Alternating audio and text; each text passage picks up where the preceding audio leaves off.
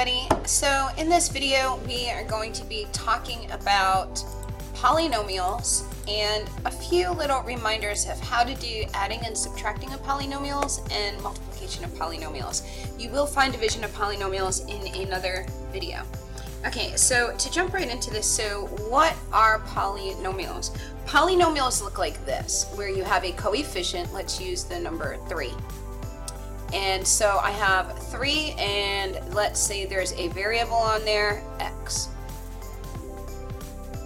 And then you have a 2x. So this is one term, and this is a second term. That's called a binomial because bi is 2 terms. If I add in x, I've now added a third term. That's a trinomial because tri is 3, trinomial. And then if I add a last term, this one does not have a variable, it just has a constant number. It's just a number, 5. I have 4 terms. That would be polynomial. Poly is 4 or more. So you have here just 1 is actually called a monomial, 2 would be a binomial, 3 would be a trinomial, and polynomial is usually 4 or more. But we call them all in the same chapter, all polynomials chapter. Okay, so what do we do with these? There's a few things that we need to know. Is we have to look for what would be considered like terms.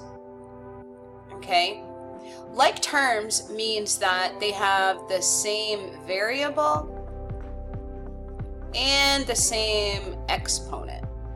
Okay, so this would be like an x, this would be like an x, and maybe an exponent of 2, power of 2. All right, so like terms, can you find any like terms here?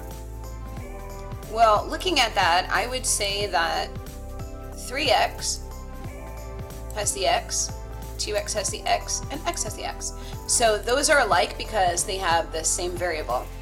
They actually also have the same exponent, but even though we don't see an exponent, if you don't see an exponent written on a variable, it's always assumed to be a 1.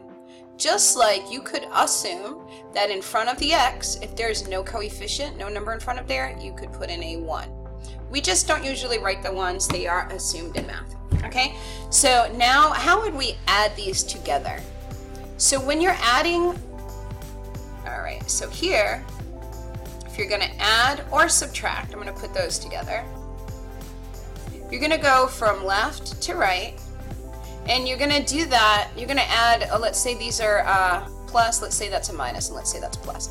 Okay, it doesn't matter what you see. So I see a plus first, so I'm gonna add these two together. I can add them together because they are like terms. They have the same variable, the same exponent. So I take their front numbers, coefficients, and I just add them. 3 and 2 is 5. And that variable that was the same just comes along. So I have 3 x's here and I had 2 x's there. I added those two groups of x's together and I have 5x.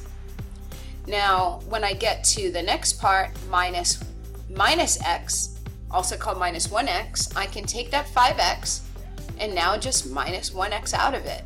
Take 1 away. So now I've got 4x left over. Now over here, my plus 5, again, this term is called a constant. There is no variable or exponent on it. We just bring that down. Now the sign is always in front of the number.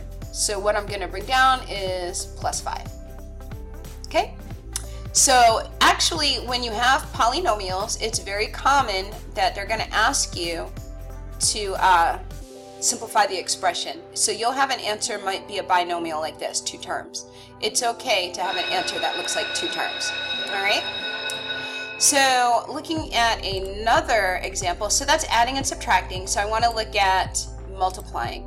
So I'm going to take this same group, and now I'm going to see what happens. What if I wanted to multiply all of these?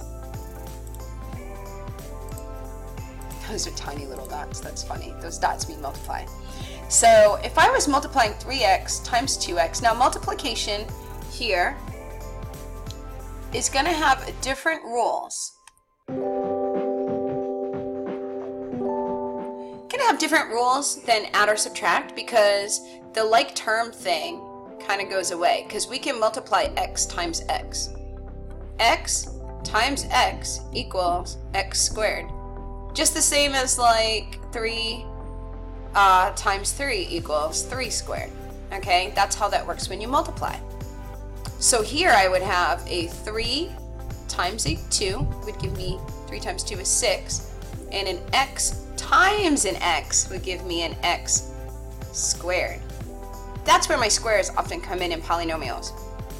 So what if I had to take that times here, 1x, so now I have 6x squared times 1x. Well, 6 times 1 is 6.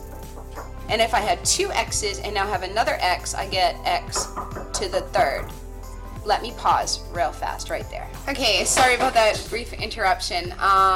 So back to this, what we are looking at here is multiplying. So we still multiply from left to right.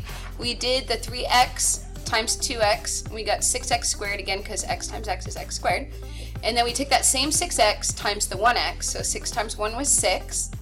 And then x squared times another 1x.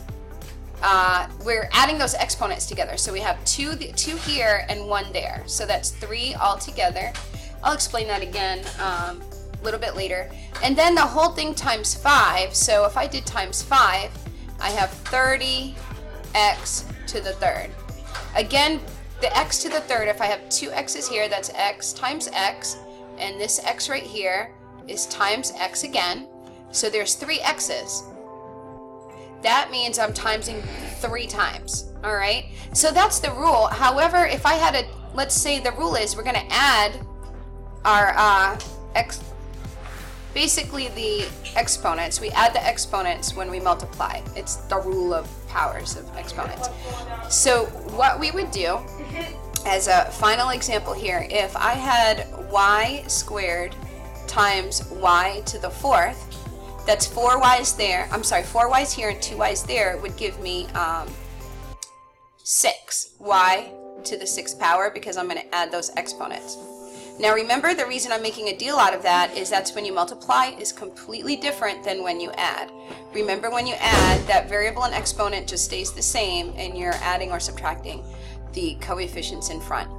So hopefully that helps you to complete the assignments that you have there this week if you're in my class. Otherwise, if you're online, there should be a worksheet in one of our previous videos where we're doing adding and subtracting polynomials and distributive property with polynomials. So that's it. That's all for me. Hope you learned something in there, and I look forward to seeing you in another video. Please like this video if it was helpful to you, subscribe, share with your friends who need some help in math. Also, feel free to comment or send me a message if you need a topic covered for you for one of your classes. Thanks.